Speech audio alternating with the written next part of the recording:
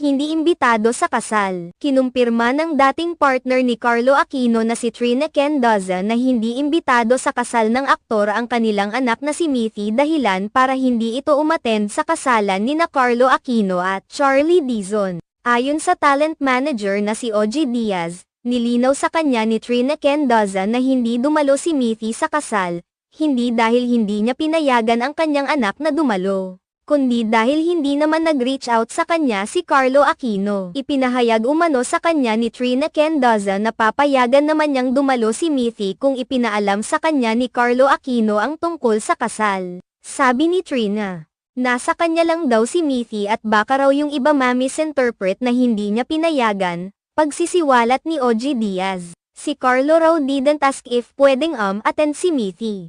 Pero kay Trina kung nagpaalala lang si Carlo, bakit naman hindi? Hindi nga nag-reach out